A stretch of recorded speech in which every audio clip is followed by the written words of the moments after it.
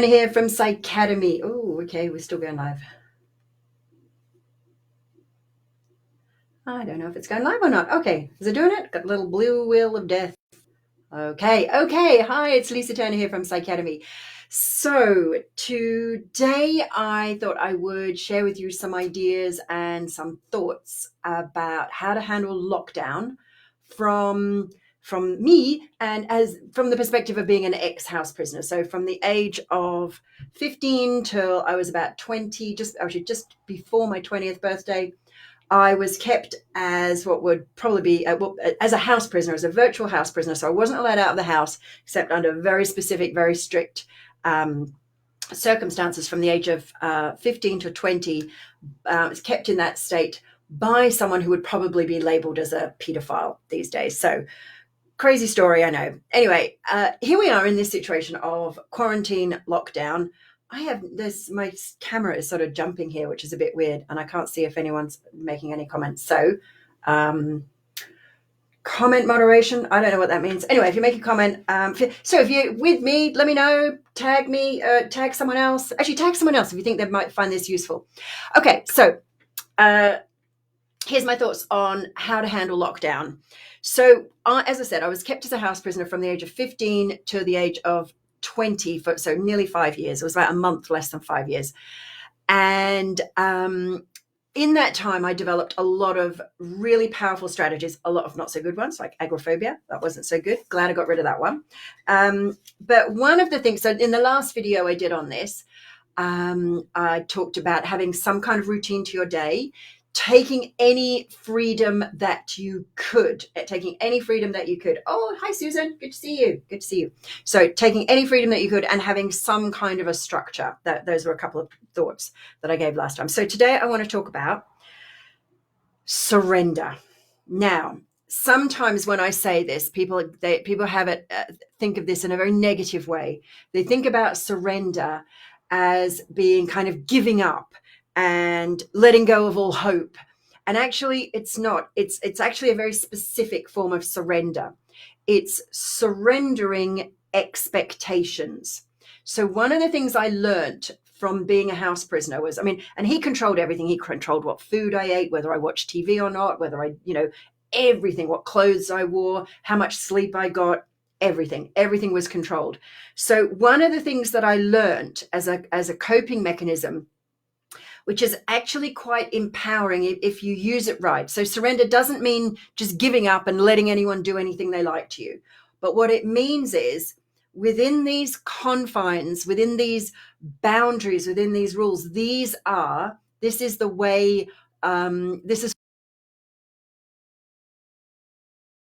what to do to maintain some kind of okayness. So the way I think about this kind of surrender is this.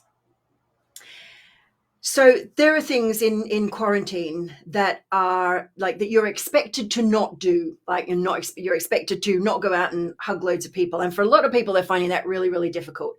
And so what they kind of, what I observe, and when I speak to people, it's like, oh, I really miss hugs. I really want to have a hug. Oh my God, and you just have a hug. And it's like they're focusing on the thing they can't have. And it's like they have this expectation, and it's almost like a need for a hug. And that's okay. I like hugs too. And I'm really lucky because I'm in quarantine with my husband, and he does really good hugging. So I'm okay for the hugs. And my daughter does good huggings too. So, but what if there's something that you want to do that you can't do? What if you're in a situation where you can't get a hug, but you really want a hug, or you can't go talk to your friends? So the thing is, rather than focusing on not being able to do it, or like focusing on the limitation of that you can't do that, because rather than focusing on that, focus on what you can do within the limitations. So my video is jumping around all over the place. I don't know if it's jumping around for you. I hope it's okay for you guys. So what I found really helped was also letting go of expectations. So I learned to live in a way that was completely it was just completely different to the way most people lived, the way most people managed their lives. And that's kind of what we're doing now. It's like we're living in a way that we've never been expected to live before. Just not even being able to go out and get our hair cut. I know my hair's growing really long, right? And I'm guessing yours is too. So letting go of the expectation, which is also letting go of the should. Like, I should be able to hug people and I should be able to get a haircut. It's like, okay, so for now, I can't do that. But here's what I can do. And also letting go of expectations that anyone else. One of the ways this really works to create really empowering relationships. One of the things that is a very creates disempowerment in a relationship is if you have a need for someone else to behave in a certain way, to say a certain thing, to act in a certain way, and they don't. If you have that need and they don't, then you feel bereft, unhappy, angry, hurt, sad, and it kind of creates this inner pain. And it's not because they're not doing it. It's because you had an expectation or a need for them to do it. So this is what I mean by surrender. It's like surrender your expectations. Now, that doesn't mean you might not still want it. Notice there's a difference between wanting something and needing it, wanting something and demanding it, wanting something or preferring. Think about it like this. It's like preferring. Like I like ice cream. Who doesn't? What's wrong with you? If you don't like ice cream, what's wrong with you, right? So I love ice cream. And my favorite flavors are chocolate and vanilla. I prefer those. But if there's only strawberry and I'm in an ice cream mood, I'll take the strawberry. I don't rant and rave, God damn it, my world is ending because there's no chocolate or vanilla ice cream. It's just like, oh, okay, so I got a choice. I can either have no ice cream or I can have strawberry. So notice it's a preference. And that that completely changes how you feel about what's going on. Because if you have a need for hugs, an expectation that there will be hugs in your world or whatever it is, or an expectation that someone else will behave in a particular way, then if you have that expectation and it's not fulfilled, it feels uncomfortable. It will trigger or cause and create all sorts of painful emotions versus just saying, okay, I can't have that, but I can have this. So focusing rather than on what you're not getting, focus on what you are getting and you can get. Because maybe you can't get a hug, but maybe you can phone up lots of fabulous people. Maybe you can have really intense, beautiful conversations. One of the things I found when I was a house prisoner, because I wasn't allowed to connect with anyone, but I wasn't even allowed to phone my family and my friends, but I did it when he wasn't there. Now, you're really in a lucky position because, like the government's saying stay indoors, but they're definitely not saying don't phone any of your friends and family. So do what you can do. Rather than focusing on what you're missing, focus on what you have, okay? And let go of expectations. Just say, I'd love that. I want that, but I don't need it. So I'm going to focus on what I can have, on what I can do. So I hope that's been useful. Let me know how you get on with that. If you like this video, then let me know. Click the likey button or the lovey button. Share it if you think someone will benefit from it.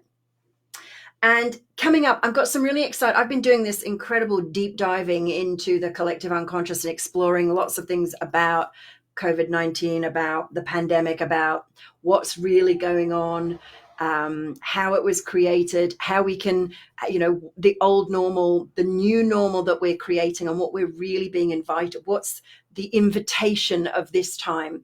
And shortly, I will be opening a new Facebook group where I'll be sharing lots of insights just about that. Now, another thing, in the meantime, if you haven't yet, make sure you go and get access to our conscious emotional transformation, our emotional release process, which I am gifting completely free, the online program. I'll drop a link in the comment section to this. So make sure you go and look in the comments down below, or is it to the side? I never know where it is. Somewhere here. I'll drop it in the comments, the link to where you can access completely free our emotional transformation process. Now, gifting it completely free. It's not some stupid marketing gimmick where then we just bombard you with emails to sell you stuff.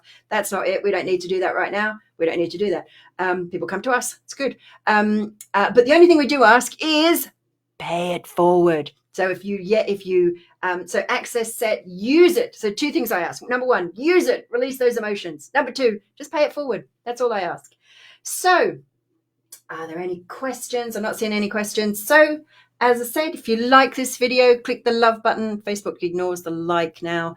And if you think of anyone that would benefit from it or would benefit from SET, Conscious Emotional Transformation, Reset, tag them, and send them the link. Pay it forward.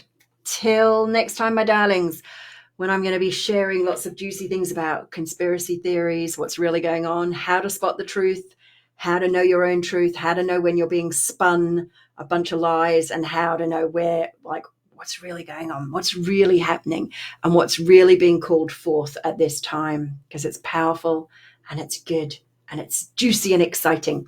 So I will see you very, very soon. Lots of love. Bye for now.